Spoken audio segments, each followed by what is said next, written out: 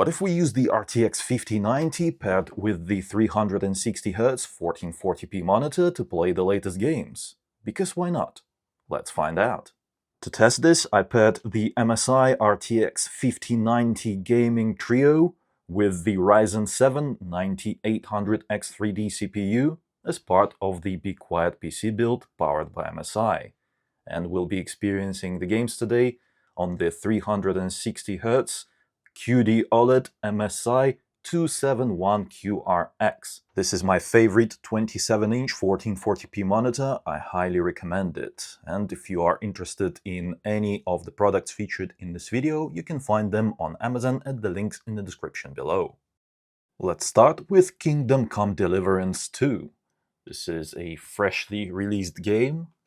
We are at 1440p resolution, experimental graphics quality preset. This is the absolute maximum, and the FOV is at 100. At the moment we are using native resolution, but we'll take a look at resolution upscaling as well. Let's start by checking on Nathaniel. Yeah, I've seen him in the tavern yesterday, and we had some words. It looks like he's got a black eye. Yeah. He wasn't nice to me yesterday. I think we should even things out, give him a second black eye. There we go. Good job. Let's go. With that out of the way, let's take a look at the performance, shall we? Take a look at this. We are already experiencing high refresh rate, above 120 FPS consistently, even in this particular spot where, oh no, I spoke too soon, 109 FPS. Okay, yeah, experimental graphics quality is a little bit tough to run, even for the RTX 5090, as it turns out, even at 1440p. We cannot get a consistent 120 plus FPS experience. But in other scenes, pretty much every scene you can throw at this graphics card, it's above 120. So I think this is fine. We can just cap our FPS at 120 and enjoy the game. The power consumption is not too high, actually, considering that this is a 575 watt GPU. We are not even touching 500 at the moment. It's 480 watts, 470, and the CPU is sipping about 90 to 110 watts of power as well. Yeah. It's working quite hard. 72% utilization on the CPU.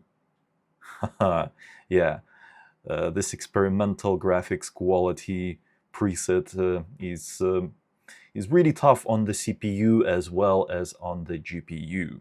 Let's see what happens if we enable DLSS Quality mode. Right on. The FPS is much higher now, while the image quality stayed pretty much the same, as far as I can tell, looking at the 27-inch monitor. Yeah, this is looking pretty good. And will the FPS drop below 120 in this spot? Will it? 127, 126? Yes! We have our 120 FPS plus consistent performance. Nice. And take a look at that. The GPU power consumption is much lower now.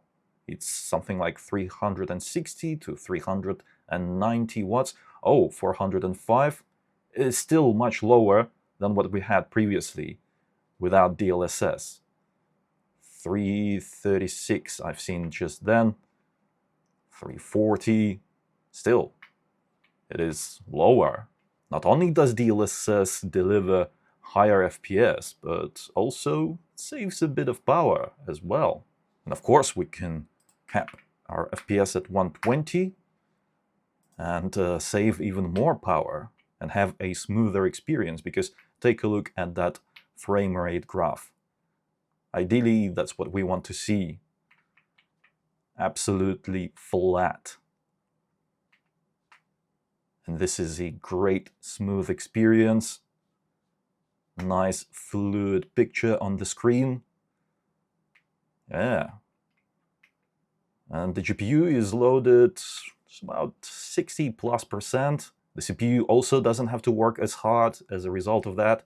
So we are using about 350 to 300 watts on the GPU and 80 to 90 watts on the CPU.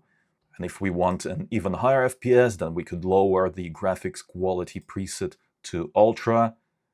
And DLSS stays on quality for now. We'll take a look at the native performance a little bit later on. First, I want to see the FPS go as high as possible. And take a look at that. It does not disappoint. Pretty much above 200 FPS all the time. Nice. It's not quite 240 Hz experience, but it's damn close. Although we had a dip to 177 just then. I won't cause any trouble. No need to remind me. Although, you know, a little bit tempted. Your reverse psychology is working. So, I'm sorry, Nathaniel. It has to be done. There we go. Have some. Yes. Get it. With this set of settings, we are actually limited by the CPU, as indicated by the GPU load. It's currently at 80%. Yeah. If we had a faster CPU, which is pretty much impossible at the moment because the 9800X3D is the fastest gaming CPU there is, we could be seeing a lot higher FPS in this game with the RTX 5090. But as it stands right now, this is the most we can squeeze out of it. I must say that there is certainly something special about being able to run AAA games at such high frame rate. It certainly feels nice. The image fluidity is just on the next level. It is a completely different experience compared to 60 FPS that most of us are used to these days. Of course, we need to check out native resolution performance using the Ultra Graphics Quality preset. Even without the help of DLSS, we can still run this game at extremely high FPS, 180, 170 plus, with dips to 160, I assume. Hold on, let's see. 180 still. Beautiful performance, smooth gameplay. Nice. This is a great experience. Although, personally, I would stick to experimental graphics quality preset and FPS locked at 120. That is the best experience in my opinion. In contrast to Kingdom Come, Alan Wake 2 is a very GPU-demanding game that features all of the latest NVIDIA features, DLSS 4, ray tracing, path tracing, geometry, and ray reconstruction. Let's start with 1440p native resolution, no frame generation, no DLSS resolution upscaling, and all the graphics settings are absolutely maxed out, all the way to the maximum, including ray tracing. In the town area, we are getting a very nice 90 FPS experience. This is looking good, although there are dips below 90 sometimes. So it's not a consistent 90 FPS experience in this particular level. Although This is not the most graphically intense area in the game. I'll load into the forest now and we'll see if the RTX 5090 can actually handle it. Because in the forest, ooh, the FPS is always lower, much lower. This is fascinating. Take a look at this. 1440p with the RTX 5090, and we still can't get 60 FPS. 47 FPS, 45, 44. Wow, 43. This is insane. That's the power of ray tracing. It will tank your performance even on the most powerful GPU there is, that is generally built to handle games at 4K resolution. And yet here we are, can't get 60 FPS in this game. This is just one of many examples of why DLSS resolution upscaling is important in 2025. Because to be honest with you, if you set it to quality mode, it looks just as good as native resolution to my eyes. And it's basically free performance. And take a look at this. From 40 plus FPS to 80 plus FPS. Now this is an enjoyable experience. Well above 60 FPS at all times, even in the most graphically intense scenes. That's what I want to see. In the town area, as well as indoors, the FPS is now much higher. We're staying close to 100, sometimes reaching well above 100, 127. Wow, okay. The graphics look beautiful. The reflections are absolutely amazing with ray tracing enabled. Yeah, this is one of the games where ray tracing, I would say, is doing a lot. It is completely changing the experience, at least in some scenes. It's making the experience absolutely amazing, thanks to increased realism of lighting as well as reflections. Beautiful. To increase image fluidity even further and take advantage of the 360Hz that this monitor has to offer, we can use DLSS frame generation. There's 3 modes, 2x, 3x, and 4x.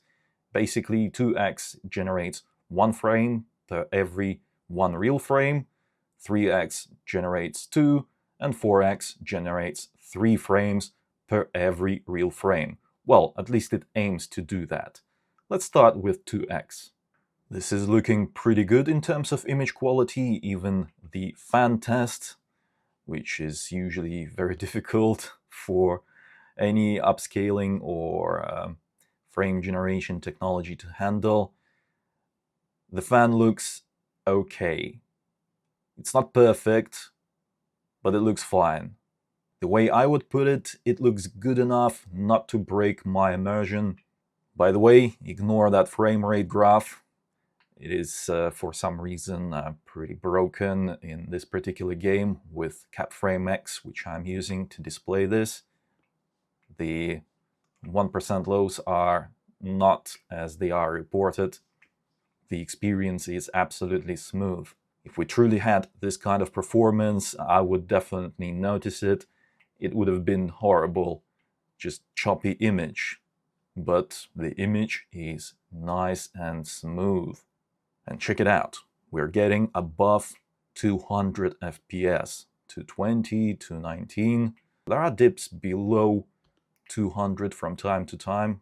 Personally, 2x frame generation is my favorite. I don't like 3x or 4x because the more frames we generate, the more issues are becoming apparent. Because if something is not resolved correctly on the screen, for example, some pixels around some objects, or if there's some kind of shimmering somewhere, then it will get even worse with generated frames.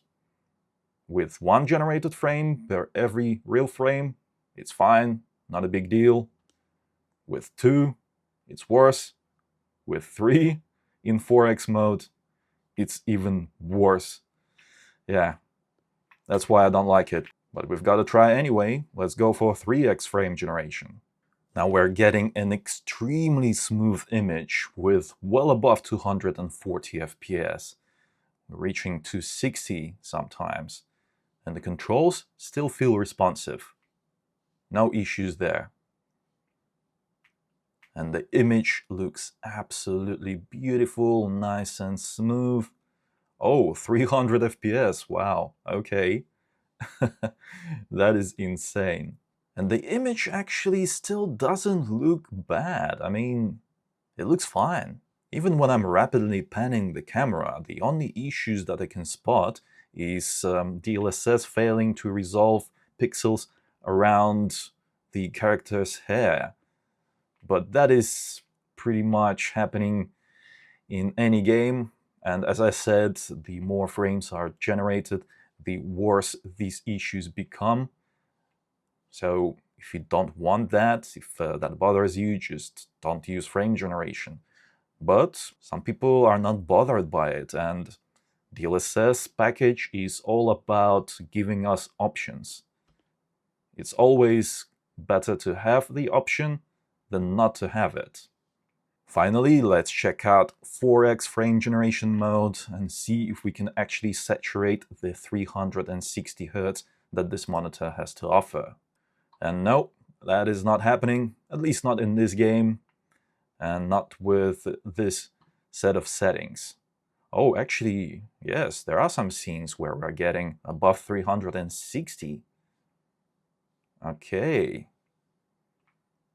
That is quite impressive. The image actually is not as bad as I feared. Yes, the problems around the character's hair are worse, as expected, but the image in general is still intact. The game is still playable. Not bad. Next up is Path of Exile 2. We are at native 1440p resolution using NVIDIA DLAA, and all the graphics settings are absolutely maxed out. The game is a pleasure to play on the RTX 5090, because take a look at that. Such a high frame rate, although this game is not that well optimized, and yeah, the FPS will drop as you move about and use skills, cast magic, and the more monsters that are on the screen, more enemies, the worse it gets. But that's a problem with the game, not the graphics card. Although I'm still quite surprised to see how well the GPU performs, even at native resolution, 140 FPS just then. Not too bad, not too bad. Let's see what happens if we enable DLSS Quality mode. Okay, 300 plus FPS, 324 FPS stationary, when nothing is happening. And when the action begins, let's see, 180, oh, 93 FPS just then. See what I'm talking about? Yeah, this game needs optimization, because that isn't normal to go from 200 plus nearly 300 FPS to 93 FPS. That is just crazy. Oh, hold on a second. I'm getting killed here by Ignite, I think. I was burning. Let's see.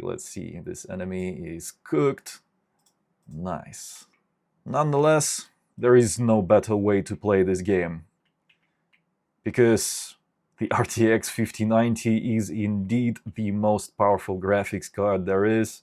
So this is your best option if you want the best and most consistent performance in this game, or any other for that matter. Spider-Man 2 is still in a pretty bad shape. This is one of the worst ports I've seen in terms of like the quality, because even though there's ray tracing in this game, Ray reconstruction is absolutely broken, so I'd wait for the game developers to fix that. At the moment, we can't use ray reconstruction, and without ray reconstruction, this game doesn't look the same even with ray tracing enabled and set all the way to the maximum. So there's that, but I still think we should test the game because it's one of the newest releases, and that's what we do here. We test new games. I'm using absolutely maxed out settings, so this is not a preset. The highest preset won't give you the highest quality. You have to set some of these to ultra manually. But as you can see, anything that has an ultra setting, it's turned on. Level of detail, crowd density, as well as shadows. Field of view is also maxed out, and we are using 1440p native resolution, reflex is on, and frame generation off, upscaling is off. The game is still playable, even in its current state.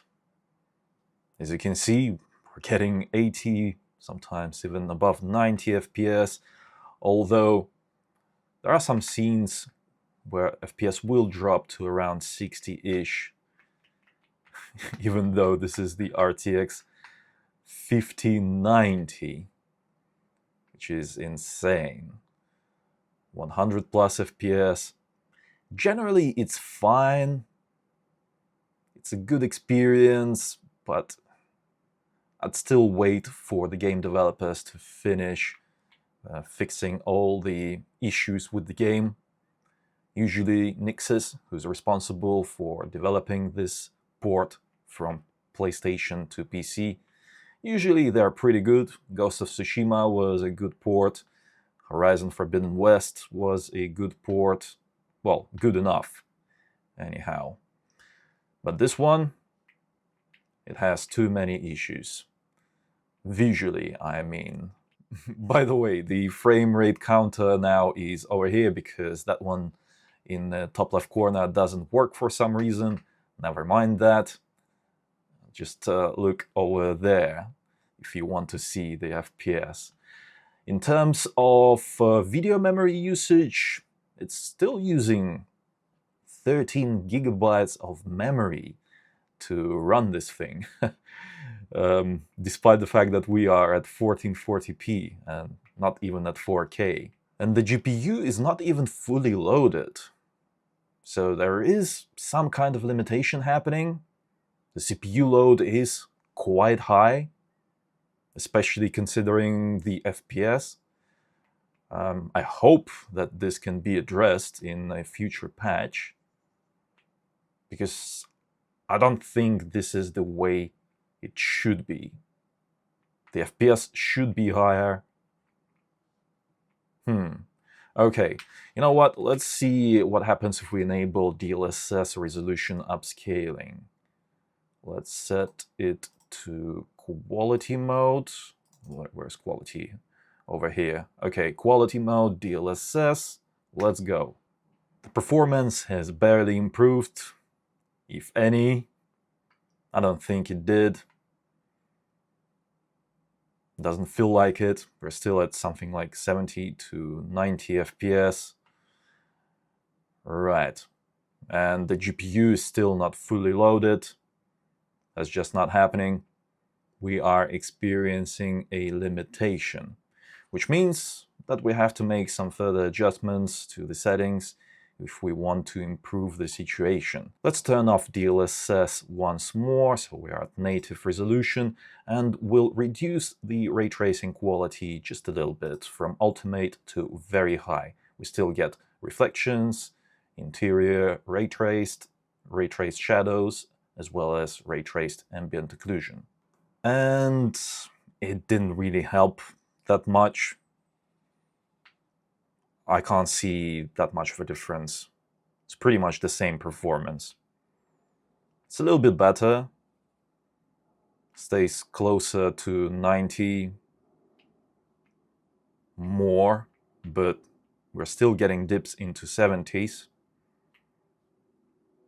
So that setting, yeah, it didn't change much. The CPU utilization is still high, and the GPU load is not at 100%, not even close. It appears that if we want a high refresh rate experience, then ray tracing is a no-go. Let's see what we can do to at least get to 120 plus FPS without losing too much of visual quality. By lowering the ray tracing preset from very high to high, we're actually losing ray traced ambient occlusion and ray traced shadows, so that's not nice. Now the FPS is reaching above 100 from time to time, and we're staying at 90 more and more, with dips into 80s. This is better, but it's still so far away from the 120 FPS experience that I want. And the game, it looks pretty good, but I can't say that it looks absolutely amazing. Yeah, it is an open world game, which means that it is quite demanding. It's not the same as comparing it to something like Indiana Jones and the Great Circle, for example. That game, even though it features full ray tracing, the same as this one, it can run at much higher frame rates. Although, as I said, it's not fair to compare these two games, because just take a look at how many objects there are in this game being rendered right now. So many NPCs, so many cars, trees, buildings, as well as other small stuff. Yeah, it's just crazy. There's one more settings configuration that I want to check.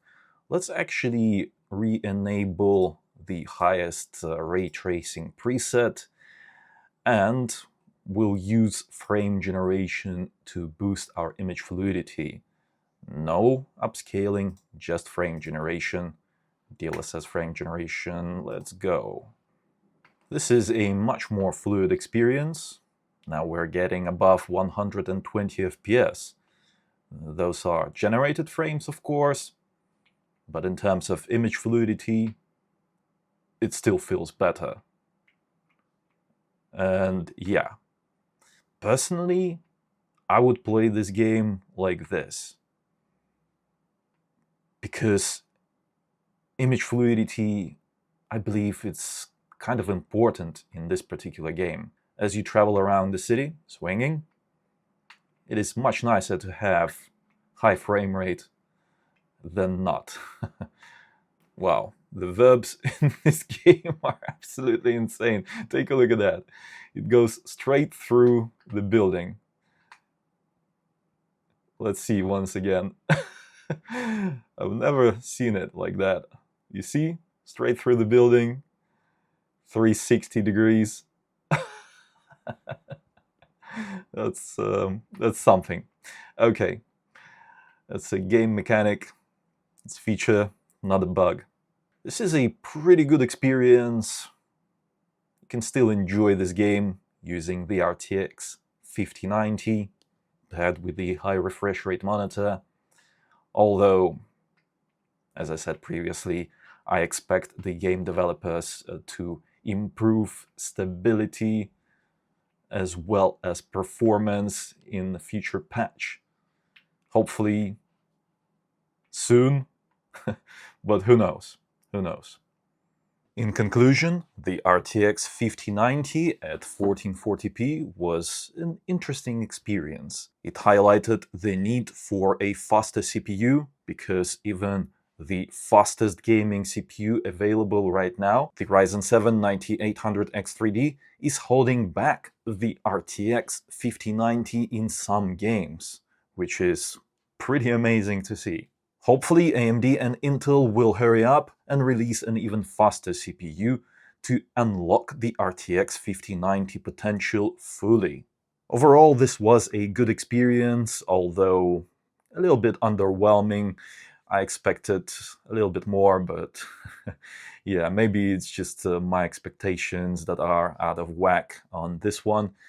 I think that the RTX 1590 is more suitable for higher resolution monitors such as 4K or ultra-wide.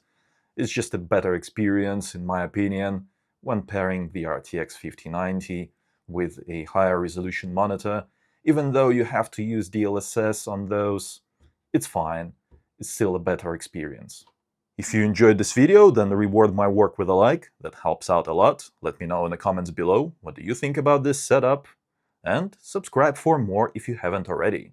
Also, if you're interested in any of the products featured in this video, you can find them on Amazon and the links in the description below. It was I, Vadim. Until next time.